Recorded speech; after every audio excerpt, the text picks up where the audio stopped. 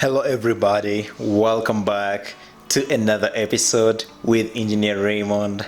I just hope you're doing good, you're doing great, you're feeling fine, and feeling so amped up for the weekend. It's a Friday, now it's a Saturday, it's a weekend, Saturday and Sunday. Sometimes I tend to forget the days, but don't worry. So today we're gonna be sharing a video of Dave Ramsey as he's telling us on the 5 things we need to do to get wealthy. I say it again, to get wealthy. Not rich, but wealthy. You know the difference? Better find out. So let's get to start and watch something about him. He's an American millionaire. He's a radio show host of the Dave Ramsey Show. He's an author of the Baby Steps Millionaires. And he has, a bunch of money. He's rich as hell. I'm telling you, he's rich as hell. He became a millionaire at around 26. He got broke again at around 28 when the bank took everything he had owned, and he made it again from grass to grace. Let's see the 5 things he's telling us about how to become wealthy. Amurinyankwere mbajirangu emiringo 5 okwo okubasa kuba twabweta bwiga oba tubweta kuba mutungi. There's a difference between being rich and wealthy. Anyway, let's watch and see what they say. All right.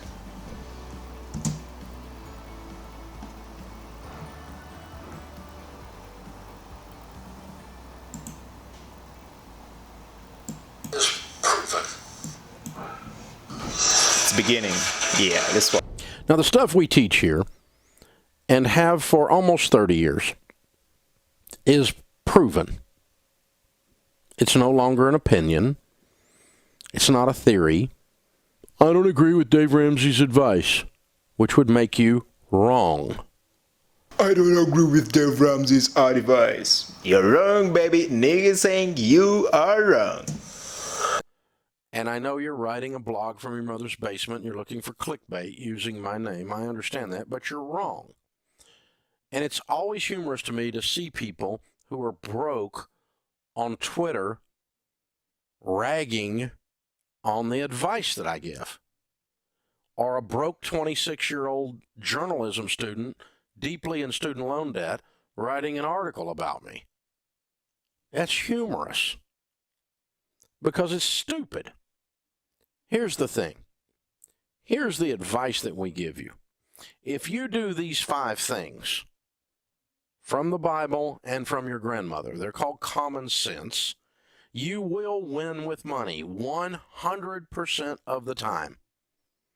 Now, I don't know exactly how long it will take you, and I don't know what win with money will mean because I cannot predict your income, and I cannot predict the tragedy that you will have to overcome.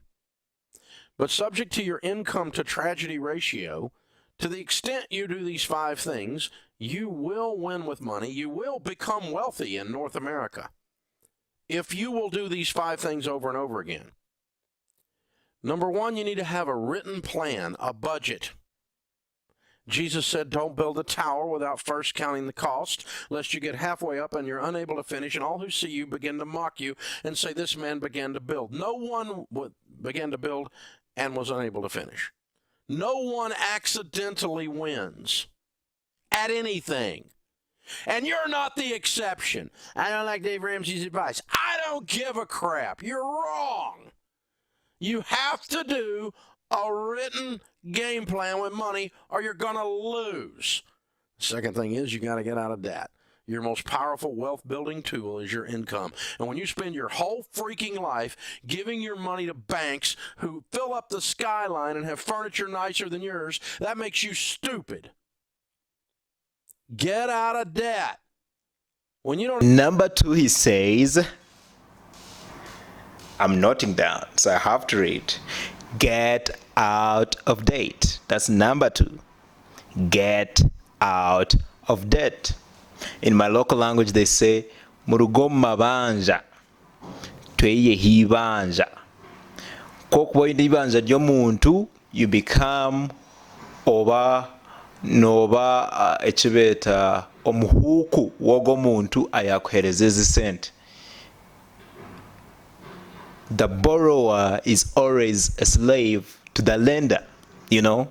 So he says, get out of the damn fucking debt. Have any payments? You know what you've got? Money. Do I care if you get out of debt? Yes, I want you to win. I want you to have a great life. But do I care if you agree with me? No. I don't care if you agree with me. If you don't agree with me about this money stuff, you're what's known as wrong. I've been doing this longer than most of my critics. They were peeing in their diaper while I was doing this stuff. They're wrong. Live on less than you make. Number 3. In the house of the wise are stores of choice food and oil, but a foolish man devours all that he has. If you spend everything you make, you're a fool. Well, Dave, you don't know about my situation. In America today, wages are stagnant. So why are they stagnant at your house? By the way, reminder is, he's speaking according to the American standard, of which I think we can borrow something and apply into our own countries, wherever you are. Kenya, Tanzania, Uganda, anywhere in Africa, it doesn't matter. You just take a leaf, you borrow a leaf and see how to make your life better, you know. He's got some wisdom, man. I'm telling you, he's got some wisdom. You know where wages are stagnant? On people who are stagnant.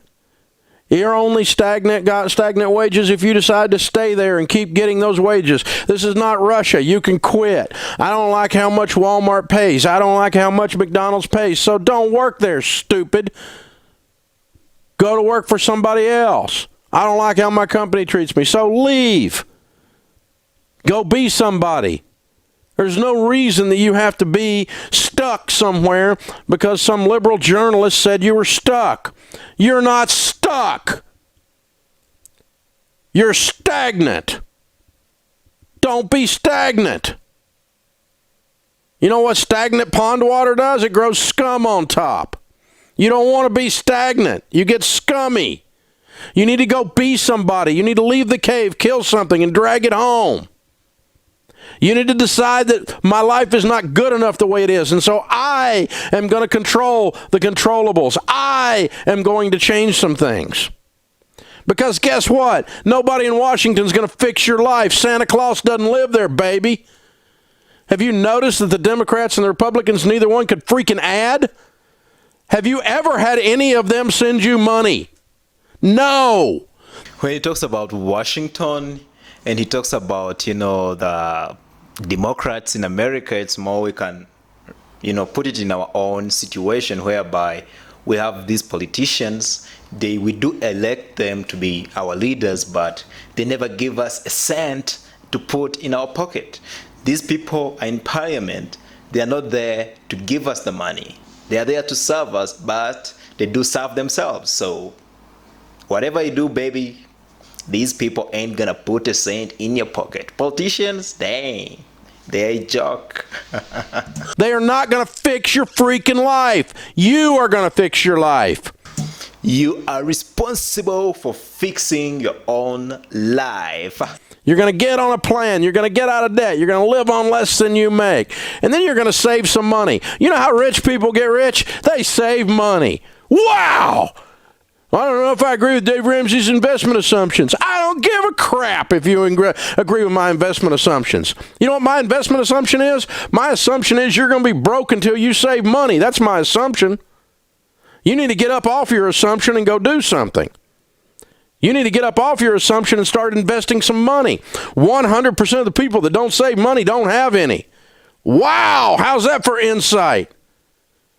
Doesn't take a freaking rocket scientist to figure this out. You know what the problem on your investments are? The problem with your investments is not your rate of return. It's not your expense ratio. It's not no load versus load. It's not your nerdy, twisted up, toxic butt opinion about some investment. Your problem with your investments is you don't have any. That's the problem with your investments. 100% of the people that build wealth save money on purpose a lot. Some people do it poorly in a stupid money market account and make no money on their money. Others do it wisely in mutual funds that outperform the S&P, or real estate that they pay cash for that outperforms the S&P. Others are just passive and do the S&P, and they all write books about it and all have a freaking opinion and make money off of you while you're stagnant. That's stupid. Don't be stagnant. Invest money, save money. You know how you're going to do that? You're going to be on a plan. You're going to get up out of debt. You're going to live on less than you make. And voila, there is money in the budget. It's called margin, baby. And now you got the money to be rich. You got to act like rich people. And that's not go spend a bunch of money, moron, because rich people don't go spend a bunch of money. I'm going to go buy a Ferrari. I'm acting like rich people. No, you're acting like a moron. That's not, Ferraris aren't rich people. That's the ultra rich. You don't buy a Ferrari if you're a millionaire. That's crazy, you people. I'm going to act rich. I'm going to rip people off. That's just a liberal nonsense. Rich people don't rip people off. They didn't get rich by ripping people off. That's just stupid. Don't be stupid. It makes you look bad. Don't do that. And if you'll get out of debt and you'll invest and you live on less than you make and you have a plan, then you can do the last one. It's the most fun you'll ever have with money. You can be outrageously generous, randomly generous, lavishly generous. But broke people can't do that because they sit around and discuss their investment philosophies while they invest nothing. It's like people smoking weed discussing the meaning of life. They ain't getting nothing done. You need to get up off your assumptions and go do something. It's your turn. Have a written plan with a budget. A plan with a budget. I think this makes more sense that when you have a plan, you have goals, and when you work towards those goals. When you have a budget, it helps you keep control of your spending, keep control of that unnecessarily extravagancy, I can say. And it says you are not an exception. We are all the same. We can do it. He made it. They've done this, how is it called? They've done tests. People who have tried these ways and it has worked, a written plan with a budget. And the second one, he says, get out of date. Get out of the damn date. Turgo mabaja. That's in my local language. I love saying that. Yes. Get out of date and, pay all your date so that you're no longer a slave to the lender. You're no longer a slave to the government. You're no longer a slave to the bank, And the third, he says, live on less than you make. You make, let's say, 50,000 Ghana shillings per day, but you want to spend more than that. He says that's practically impossible. It's going to put you in more debt. So live on less than you make.